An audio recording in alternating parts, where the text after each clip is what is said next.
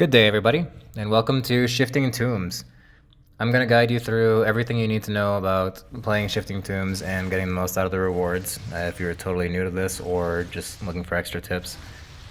There's a lot to this little minigame or D&D, whatever you'd call it, and there are a lot of possible rewards and experience and different skills that you can get. So I'm going to run through how to play and the core concepts first, and then towards the end of the video I'll go over rewards and why you want to do this in the first place.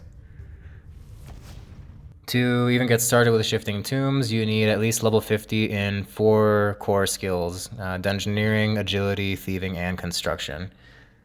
Furthermore, if you have level 50 in Crafting, Rune Crafting, Prayer, or Divination, you can toggle the little braziers here at the entrance of each, with the little brazier that's by each of the 4 statues. You can use those to toggle whether or not you want to receive experience in those skills, or just receive coins instead. Now let's just jump straight in. This will be a solo guide, by the way. I've never played this in a group. You can apparently, but I don't know how easy it is to find a group anyway, so you can enter the Shifting Tomb and hit the solo option.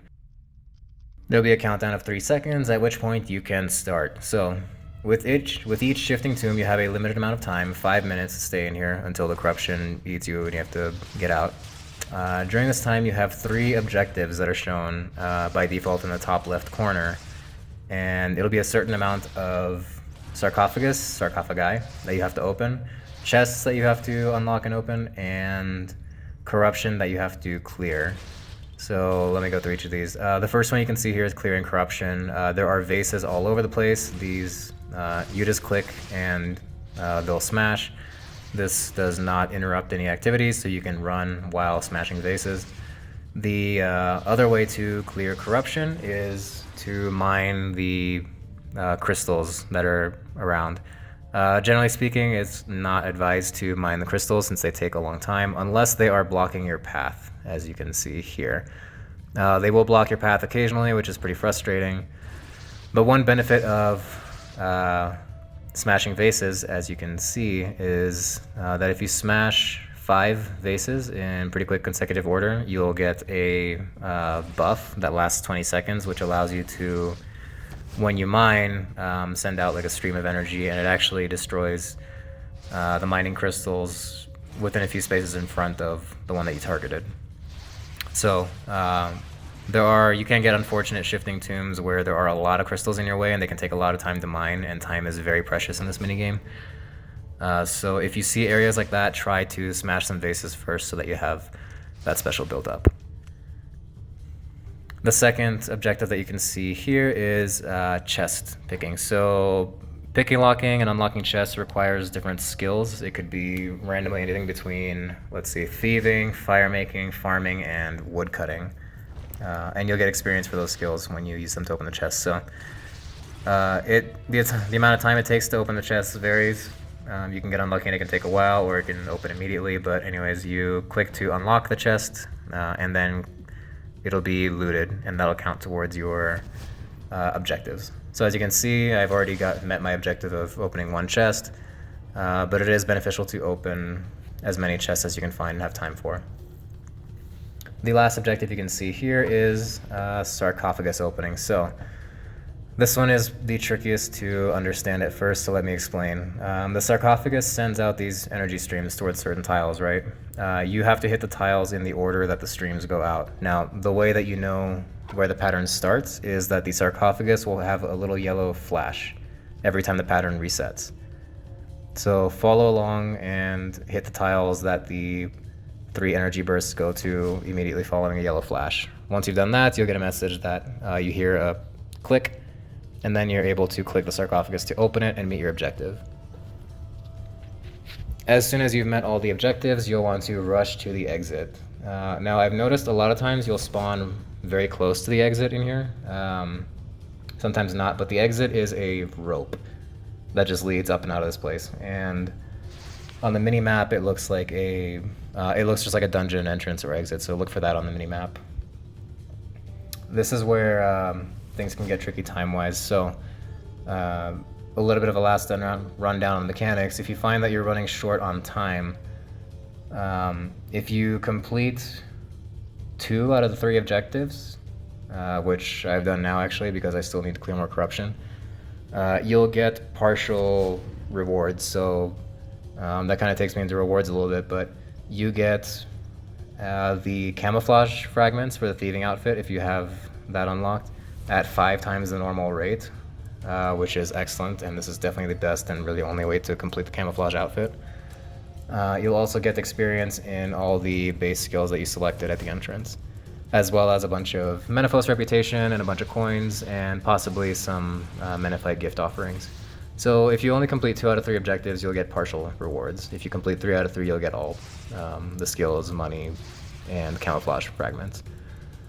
So as you can see here, I found the exit, and time is running short, but I will make it anyways. And I even completed the corruption objective towards the very end. Now I will say this was a very easy shifting tomb. Oops, by the way, make sure you have good run energy because some tombs will require you to run around quite a lot. So either use the endurance relic or one of the pools that gives you unlimited run. Anyways, I will say this was a very easy shifting tomb. Some tombs can have up to 7 chests I've seen that you need to open, and typically there will be 3 sarcophagi that you need to open. And then the amount of corruption that you need to cleanse is, well, varying. So I do have a number of suggestions to make this a much easier and better experience for you. The first one I already mentioned, and it's making sure that you have a source of unlimited run energy, because especially if you plan on doing multiple tombs back to back, you will find yourself running out of run energy, and that is bad news here. The second and I guess really only other piece of advice is having as many mobility abilities and perks as you can. So Bladed Dive I actually don't have, but it's excellent here. If you do have Double Surge, or if you can, even more excellent. In this run, I believe I do, but actually, between the last recording and this one, I acquired Double Surge. Actually, it might have been right after this one. We'll see. I don't remember. But anyways, Double Surge can save you a lot of time. The reason I say Bladed Dive is much better is because you'll see that a lot of the pathways here that are randomly generated are really winding and don't really allow you much room to surge, but with Bladed Dive, since you have a little bit more flexibility with where you land, it can help you out a lot more. So definitely having either Mobile, the invention perk, or the equivalent archaeology artifact that you get from the Sentistan dig site called Shadow's Grace or Shadow of something, has the same effect, reduces the cooldown of your mobility the abilities to 10 seconds instead of 20.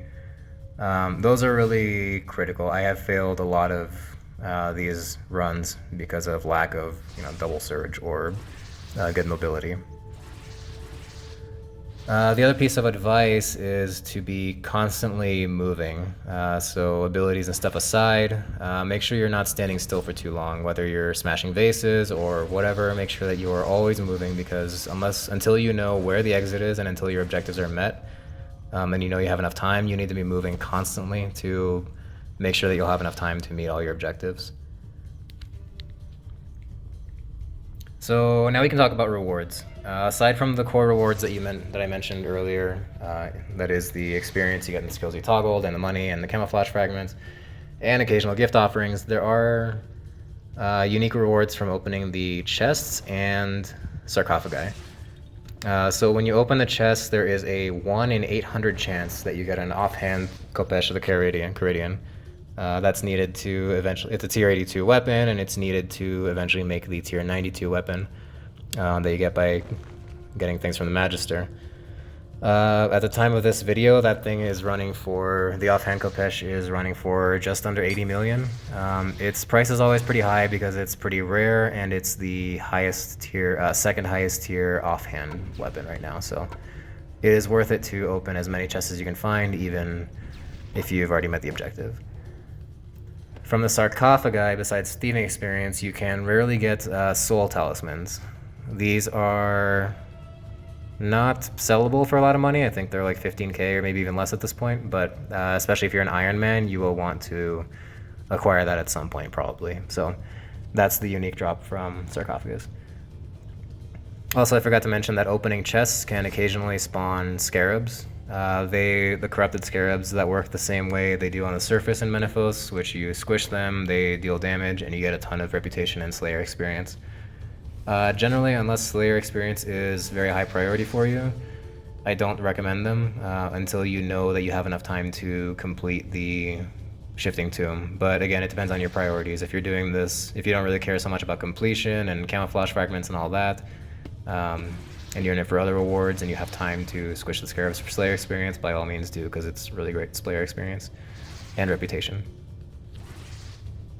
One thing that I don't show here because I don't have it yet because I didn't know is that I recommend getting the Menaphos journal first before doing this, because eventually you will get some of the items that you need for those achievements. I believe when you mine or clear corruption, there's either a bug or a crystal that can sometimes spawn. Also, one of the cats, best to pet, will be randomly in Shifting Tombs, and it'll actually be very easy to find once you get the journal. The cat is in like every tomb pretty much.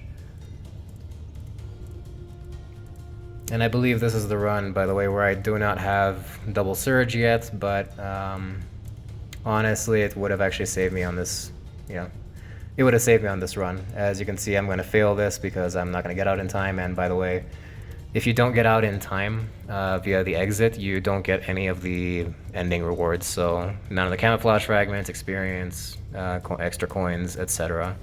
So if you're running short on time, you'll want to make sure that even if you only have 2 out of 3 objectives complete, make sure you run and use the exit rather than waiting for time to run out. I think if you only have 1 objective complete, you don't get any exiting rewards anyways, so at that point it doesn't matter if time runs out. And I was so close there. But as you can see, no extra rewards. So really that's about it. That's my brief rundown of Shifting Tombs. That should cover everything you need to know. One final note to mention is that there are different tiers of this that affect your experience and some of the rewards. Tier 1 is if all of the 4 core stats that you need are at level 50.